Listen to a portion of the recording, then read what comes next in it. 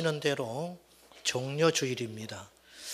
종려주일이라는 말은 무슨 뜻이냐면은 오늘 예수님께서 우리 기독교 절기상 예루살렘에 나귀를 타고 입성하신 날입니다. 그때 예수님께서 예루살렘 입성하실 때 이 백성들이 오해를 해요. 이제 이스라엘의 왕이 오신다는 거예요. 로마의 압제와 가난과 질병에서 능히 해결할 수 있는 왕이 예루살렘에 오셔서 이제 통치하기 시작한다. 그래서 왕을 맞이하러 백성들이 나가서 종려나무 가지를 흔들었습니다. 종려나무는 야자나무입니다. 그래서 오늘 붙여진 이름이 종려주일이 되었습니다. 이제 내일부터 한 주 동안 고난주간이 되고 금요일 날 예수님께서 십자가에 달리시는 성금요일인데 이런 절기의 때가 되면 주님께 죄송한 마음이 듭니다. 왜냐하면 이때만 주님을 그렇게 생각하는 것 같아서 마치 불효자가 부모 생신에 가서 평소에 하지 못한 효를 갚느라고 온갖 요란스럽게 잔치상을 봐주는 것처럼 여러분 십자가의 이 고난의 복음은 이때만 우리가 생각해야 할 복음이 아니고 우리 평생 1년 365일 고난주간이고 부활주일이고 감사절기인 것이에요. 혈압이 심하면 평생 혈압약 먹잖아요. 그렇듯이 우리가 십자가의 복음을 날마다 묵상해야 됩니다. 오늘 본문의 말씀은 교회를 좀 다닌 분들은 다 아실 겁니다. 이 배경이 조금 더 의미가 있어요. 이 말씀을 할 지금 시점이 어느 때냐면 예수님께서 오병이어의 기적을 베풀어 주셨습니다. 이제 오병이어의 기적은 다른 기적과는 조금 차이가 있어요. 왜 차이가 있느냐 하면 다른 기적은 병 고치고 안진병 일으키시고 이것도 큰 능력이긴 하지만 무에서 유를 창조하지는 않으셨어요. 그런데 오병이어는 경우가 달라요. 이것은 초자연적 역사예요. 모든 상식과 어떤 인간적 생각을 파괴하는 엄청난 기적입니다. 물고기 2마리와 떡 5개로 어떻게 남자들만 5,000명을 먹겠습니까? 이건 있을 수 없는 일이죠. 다시 말해서 예수님의 사역 중에 제일 중요한 절정의 시간에 제자들은 얼마나 또 기가 살았겠어요. 이 시점에 예수님께서 찬물을 끼얹는 소리를 해버리십니다. 22절입니다. 같이 봅시다. 22절 시작. 이르시되 인자가 많은 고난을 받고 장로들과 대제사장들과 서기관들에게 버림받아 죽임을 당하고 제3일에 살아나야 하리라 하시고 23절 또 무리에게 이르시되 아무든지 나를 따라오려거든 자기를 부인하고 날마다 제 십자가를 지고 나를 따를 것이니라. 아멘. 지금 예수님을 따르려는 무리들이 있어요.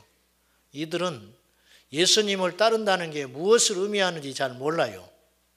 주님을 따라가면 먹을 거 해결해 주고 병 낫고 더 잘 보이면 세상에 한 자리도 할 것 같은 생각하는 거예요. 그래서 주님을 따른다는 것은 영광의 길입니다. 이들에게 있어서. 그런데 주님이 말씀해요. 너희가 나를 따라오려거든 너희가 생각하는 그런 꿈꾸는 것, 그런 생각, 그런 기대 그것을 원한다면 너희가 3가지를 해야 된다. 첫째, 자기를 부인해라. 그리고 자기 십자가를 져라. 그리고 날마다 나를 따라오너라. 이렇게 말씀하시는 거예요. 죽음에 대한 이야기를 예수님이 하셨어요. 내가 죽었다가 3일 만에 다시 살아나리라.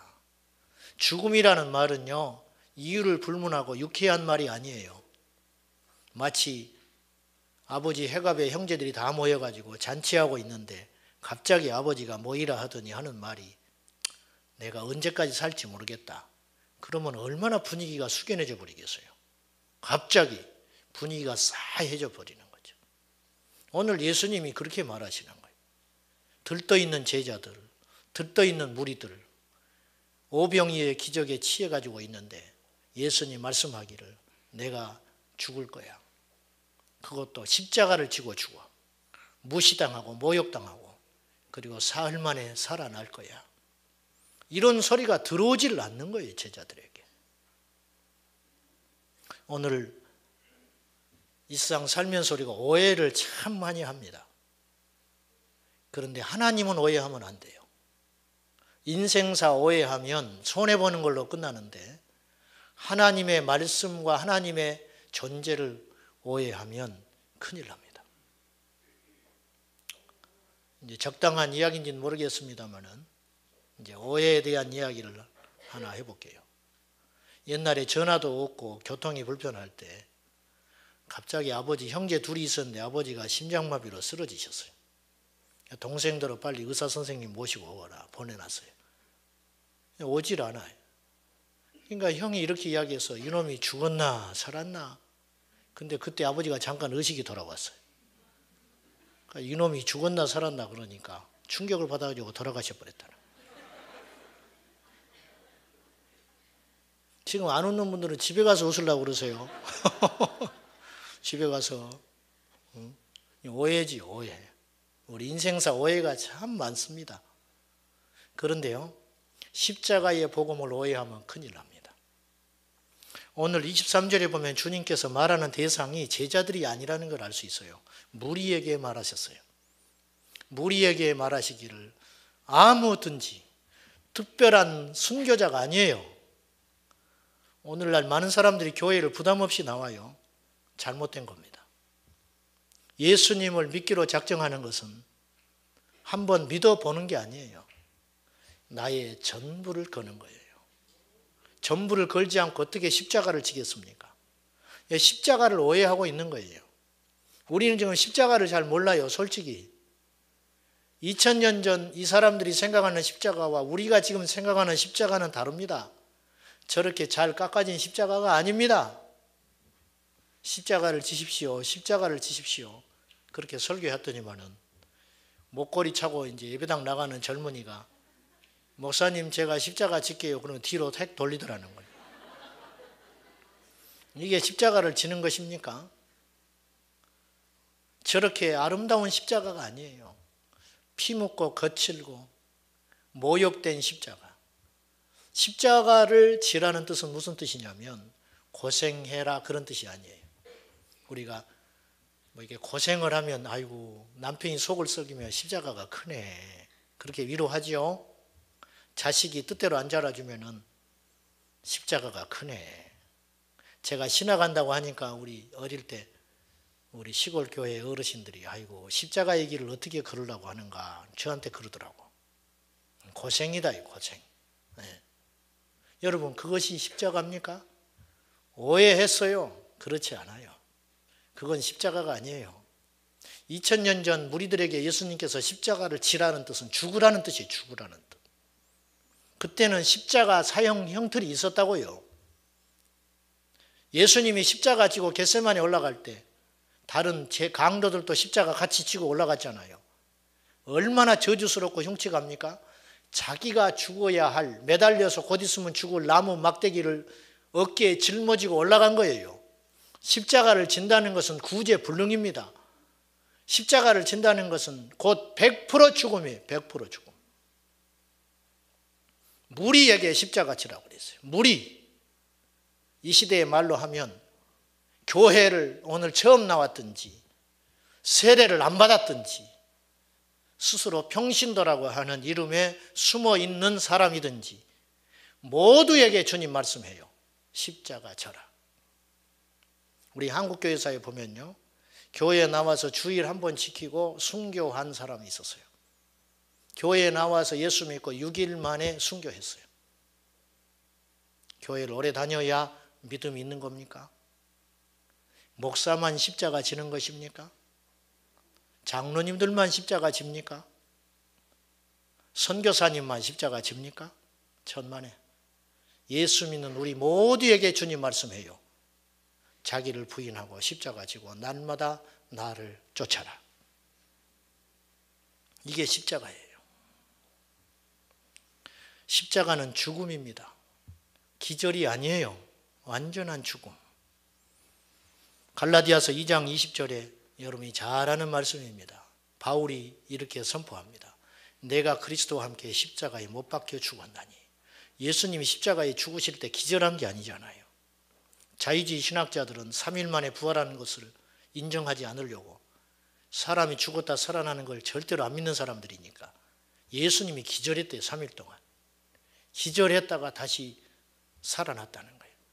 그러면 하늘로 올라간 건 어떻게 이야기할 거예요? 그거는 또 공간 이동했다 그럴 거예요?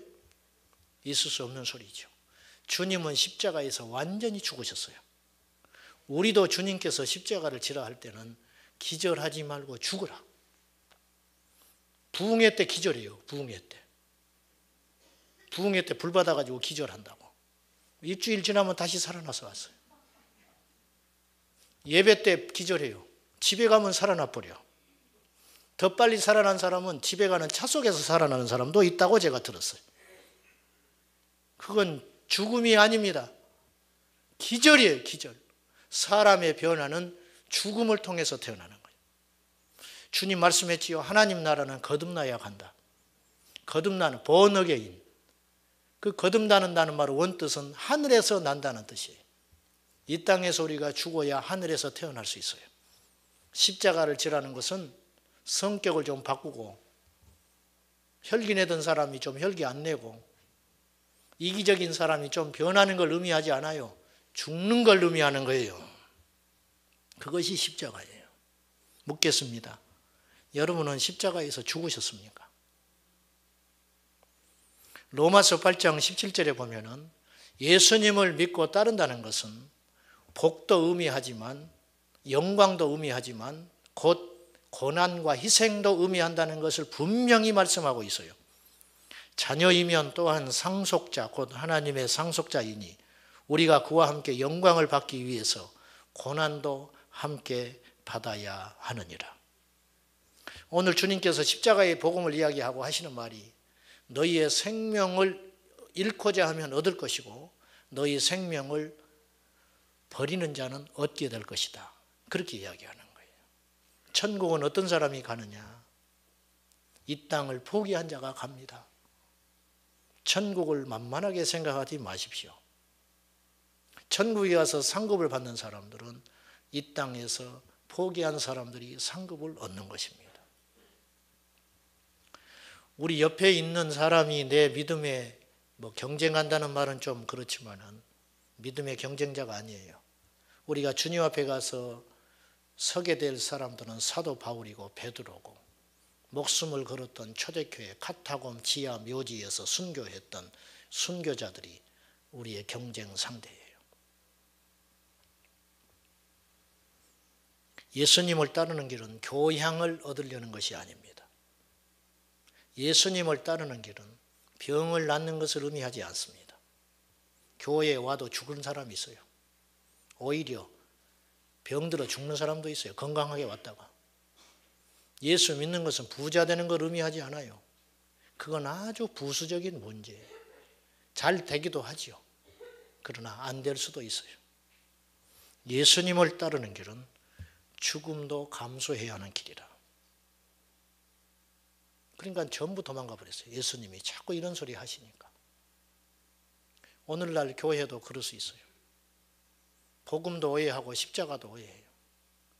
사도 바울은 빌립보서 3장 17절과 18절에서 그런 사람들을 가리켜서 십자가의 원수로 행한다 그렇게 이야기했어요. 십자가를 오해하는 사람들. 여러분에게 십자가는 무엇입니까? 여러분에게 진짜 복음은 무엇입니까? 잘 먹고 잘 살자가 복음입니까? 아니면 십자가를 지는 것이 복음입니까? 무엇이 복음입니까? 예수님의 십자가는 단순한 고생이 아니고 죽음이라고 했다면 두 번째로 죽음만큼 어려운 게 뭐냐? 자기 포기. 그래서 자기 부인하라 그랬어요. 자기를 부인하라. 여러분 우리 안에 또 내가 하나 있어요. 그렇죠? 내 안에 내가 있어요. 가시나무. 그 복음성가입니다. 그게 사실은. 내 안에 내가 너무 많아서 그 내가 나의 발목을 잡고 있는 거예요. 내 안에 있는 이 못된 나는 절대로 내 편만 들어줘요. 항상 내 편이에요. 여러분 우리 종일토록 내 자신과 대화하고 살지요. 근데 이 못된 놈은 끊임없이 내 편만 들어줘요. 끊임없이. 너무 나를 잘 이해해줘요. 항상 내가 맞다고 맞장구 쳐요. 살인을 저지르고 와도 죽일만 했다고 이야기해줘요. 이게 내 자아예요. 내 자아. 그래서 굉장히 위험합니다. 그래서 항상 내가 잘났어요. 항상. 목사님들은 자기가 설교를 제일 잘한 줄 알아. 세상에서. 성도들은 죽을 것 같은데. 교인들이 하도 좋으니까 사모님이 설교 좀 잘하시오. 설교 좀 잘해. 근데 오늘 안 졸더라네. 교인들이 한 명도 안 졸았어요. 웬일인가? 집에 가서 여보 나 오늘 설교 너무 잘한 것 같아. 한 명도 안 졸아? 사모님 인상을 쓰면서 이렇게 이야기하더래요. 당신 보고 있는 게 아니라 당신 뒤에 시계 보고 있어서 당신 뒤에 시계. 언제 예배 끝나나. 하도 졸아서 내가 뒤에다 시계 하나 걸어놨더니 교인들이 그날만 그 시간만 손꼽아 기다리느라고 안 졸고 있었던 것이다. 전부 자기 잘난 맛에 사는 거지. 제자들이 십자가 앞에서 길거리에서 싸웁니다. 누가 잘났나 하고. 어떤 자매가 있는데 저 오빠가 자기를 사랑한대. 그래서 왜? 자기를 보고 자꾸 웃는데. 그래서 자기를 사랑한다는 거예요. 근데 내가 그래서 야, 그럼 그 친구가 너한테 밥 한 번 먹자고 그러면 너한테 결혼하자고 하는 소리냐? 전부 자기 착각하고 사는 거지. 책들이 이런 책이 많죠. 자기 주도적 학습. 전부 자기가 우주의 중심이에요. 이게 사탄입니다. 에덴 동산에서 사탄이 아담과 하와를 흔들 때 이거예요. 선악과를 먹어라. 그래서 선악을 분별하고 눈이 밝아져서 하나님처럼 된다. 얼마나 무서운 소리. 자아를 충동질하는 거예요. 너는 이렇게 살 사람이 아니라는 거예요. 무서운 흉계에 빠져버리는 거예요. 얘야 너는 특별하단다. 그런 책이 있죠. 특별하긴 뭐가 특별해? 자기 애는 전부 특별해요. 응? 피아노 좀 치면 막 세계적인 피아니스트가 되는 줄 알아. 말 좀 빨리 하면 뭐 아나운서가 다 된 줄 알고 있어요. 그래가지고 식당에 가가지고 내푸견을 뽑아들고 젓가락 숟가락을 휘두르고 다녀도 그냥 보고 웃고 좋아하고 있어요. 그러니까 뭐라고 그러면은 애들이 다 그런데 괴물을 키우고 있는 괴물. 싸우고 돌아와도 내 새끼는 싸울 애가 아니라는 거예요. 저놈이 시비를 걸었을 거라는 거예요. 나중에 어떻게 하려고 합니까? 나중에 피눈물 흘립니다. 그랬다가 이게 자아 중심적 사고. 온 세상이 전부 자아 띄우기에 혈안이 돼 있어요. 전부 자기가 잘났다는 거예요. 주님은 말씀해요. 자기를 부인하라.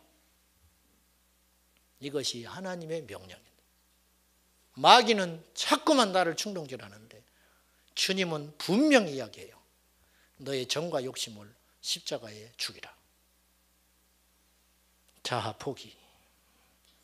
남강 이승훈 선생이 독립선언문 33인이 모여서 독립선언문을 발표하는데 밑에 명단을 써야 할 거 아닙니까?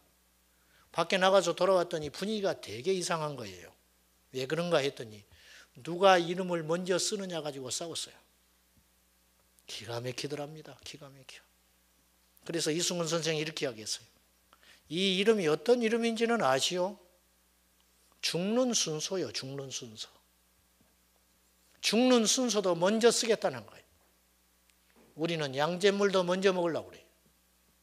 자아가 살아서. 자아가 살아서. 십자가에서 나의 자아가 죽어야 할 것입니다.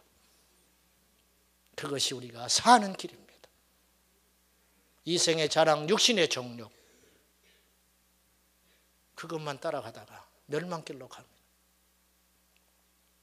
마지막 날에 많은 사람들이 마태복음 7장에 보면은 내가 주의 이름으로 귀신 쫓았습니다. 내가 주의 이름으로 능력을 행했습니다.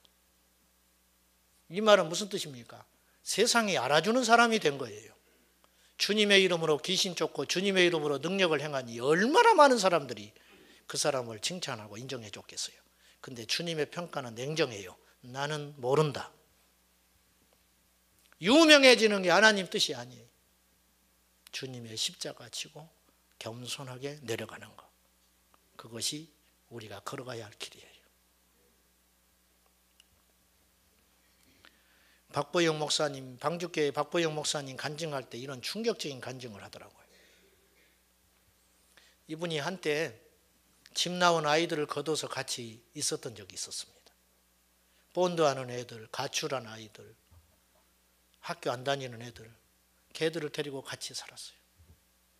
근데요, 그렇게 학교 보내주고 사랑 베풀어주고 옷 사주고 먹을 거 입혀주는데도 애들이 술 먹고 와가지고 목사님을 구타를 하는 거예요. 옳은 소리 하니까.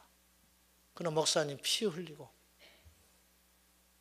제단에 엎드려서 기도할 때 당시 이런 생각이 들었다고 그래요. 내가 인격적으로 죽는구나. 자기 자식만도 못한 애들한테 두드려 맞아서 피를 흘려서 제단에서 엎드려서 기도할 때 내가 이것이 죽는 것이구나. 그렇게 생각했다는 거예요.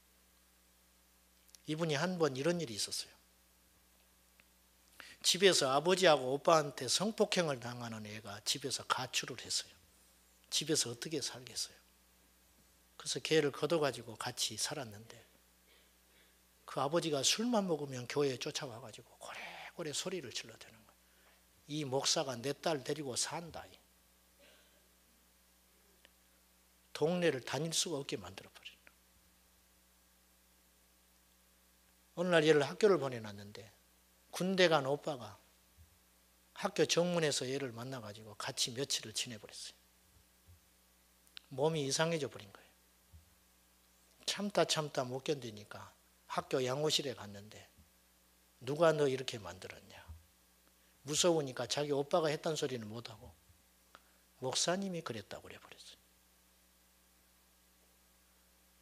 학교가 난리가 나버렸어요. 가지고 목사님 부른 거예요. 아버지는 오지도 않고 술 주정병이 망나니. 박보영 목사님이 학교를 명문도 모르고 애가 아프다고 그래서 갔더니만은 선생님들이 쳐다보는 눈초리가 얼마나 경멸스럽겠어요. 너무너무 따갑더라는 거예요. 그래가지고 이제 상담을 하고 얘를 병원에 데려다 주고 치료를 받게 해서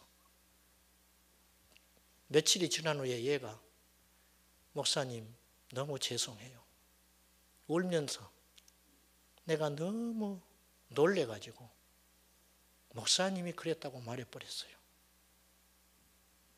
박보영 목사님 이렇게 말했어요. 잘했다. 잘했어. 네가 피해자가 돼야 학교를 다니지. 그리고는 병원 치료를 잘 마쳤어요. 소문이 다 돌아버렸어요. 슈퍼에 가서 물건을 사려고 하면 물건을 안 줘버려요. 목사님한테 물건을 안 팔아요.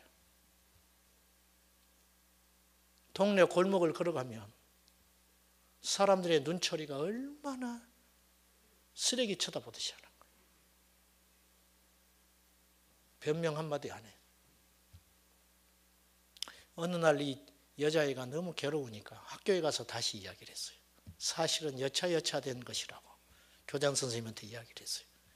학교가 또 뒤집어졌어요. 세상에 이런 목사님이 어딨냐. 성자다, 성자. 목사님은 가만히 있는데 지들이 죽였다 살렸다 난리하는 거예요.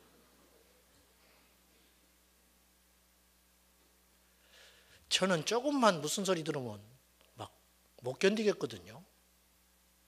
내가 억울한 것도 있지만은 내 목회 사역이 반응해가 될 것 같아서 못 견딜 것 같거든요. 그리고 그때는 아니라도 반드시 변명하는 것 같아요. 믿음의 마지막 시험이 뭘까? 변명하지 않는 것 같아요. 근데 죽지 않으면 어려운 일이에요. 죽을 때 가능한 거죠. 예수님 몇 가지 안 한 것이 있어요. 변명하지 않았습니다. 예수님 변명하지 않습니다. 성경에 보십시오. 어디 변명한 거 있는가? 예수님은 두 번째로 사과를 안 해요. 뭘 잘못했다 그런 말 하신 적이 없어요. 예수님은 차별하지 않으셨어요. 왜 이것이 가능할까? 당신께서 이 땅에 오실 때 죽었기 때문이에요. 예수님은 십자가에 달릴 때만 죽으신 게 아니고 빌립보서 2장의 말씀에 비춰보면은 이미 높고 높은 보좌를 포기하고 이 땅에 오실 때 종의 형체를 가지고 자신을 비워서 우리 쓰레기 같은 우리 인성을 담으셨을 때 이미 그분은 죽으신 겁니다. 이게 십자가입니다.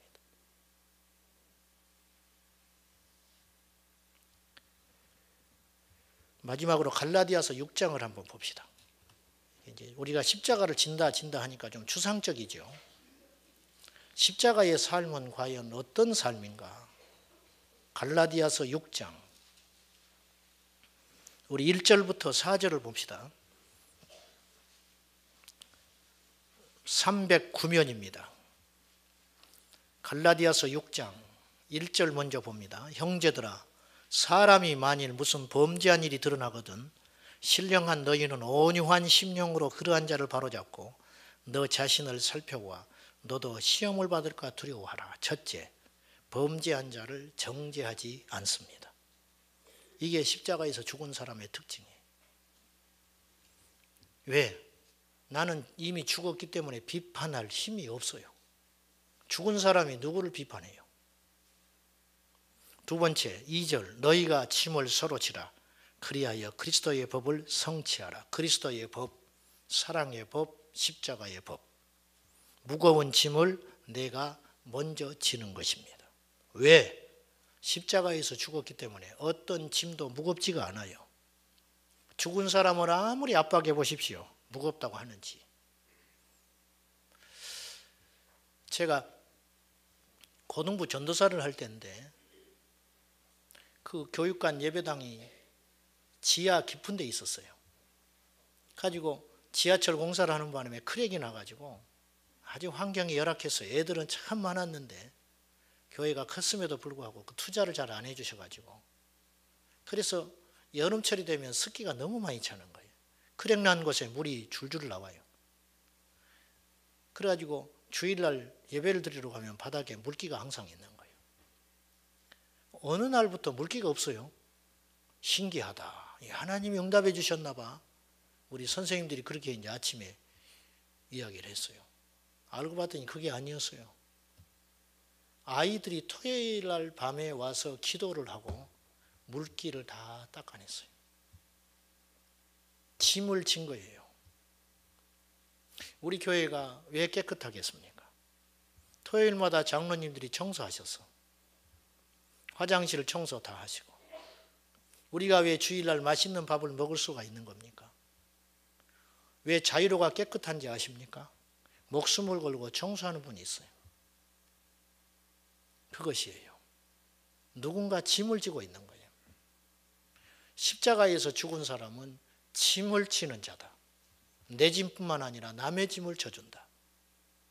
세 번째, 십자가에서 죽은 사람은 3절 만일 누가 아무것도 되지 못하고 된 줄로 생각하면 스스로 속임이라 허풍 허세 자기 자랑하지 않습니다.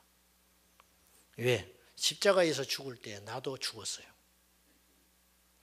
돌아가신 옥하는 목사님이 한국교회는 3허가 망하게 한다 그랬어요. 첫째 허영, 두 번째 허세, 세 번째 허수. 기독교 인구를 조사를 해보면 우리나라 인구보다 더 많아요. 1000명 모인데 가서 보면 300명 앉아 있어요. 뭐하러 그런 거짓말을 합니까?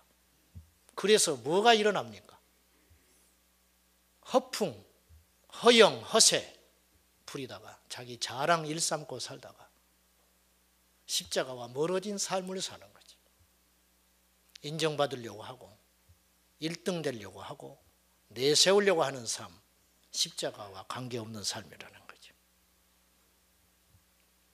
마지막으로 네 번째인데요. 4절입니다. 우리 같이 한번 볼까요? 5절까지 봅시다. 시작. 각각 자기의 일을 살피라. 그리하면 자랑할 것이 자기에게는 있어도 남에게는 있지 아니하리니 각각 자기의 짐을 질 것이라. 이 말씀을 전하면서 제가 조금 염려되는 것이 있어요. 윤리력으로 듣지 마세요. 도덕이 아닙니다. 십자가는 윤리와 도덕이 아닙니다. 십자가는 생명입니다. 기독교는 윤리 나부랭이가 아니에요. 기독교는 철학 따위가 아닙니다. 기독교는 실존입니다. 기독교는 생과 사를 다루는 거예요. 한번 교회 나와 볼까? 천만에 여러분 시험 삼아 항암 치료 받습니까? 그런 일 없잖아요. 시험 삼아 외국 유학기를 갑니까? 시험 삼아 이 사람하고 결혼 한번 해봅니까? 기독교 신앙은 생사를 넘나드는 실존이라는 실존. 이 도덕적으로 듣지 마세요. 십자가의 실존 죽음. 십자가는 죽음이다. 죽음. 자기 일을 살피라. 자기 성찰. 자기 성찰에 실패한 신앙은 절대 신앙이 아니에요.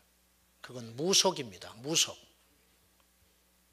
예수 믿고 잘 먹고 잘 살고 내 만족 추구하고 사는 거. 자기 성찰할 겨를이 없지요. 어떻게든지 나만 잘 되면 돼요. 그것은 무속이라고 하는 거예요. 미신. 기독교 신앙은 그것이 아니에요. 끊임없이 자신을 십자가 앞에서 대면하고 자기를 깊이 성찰하는 거예요.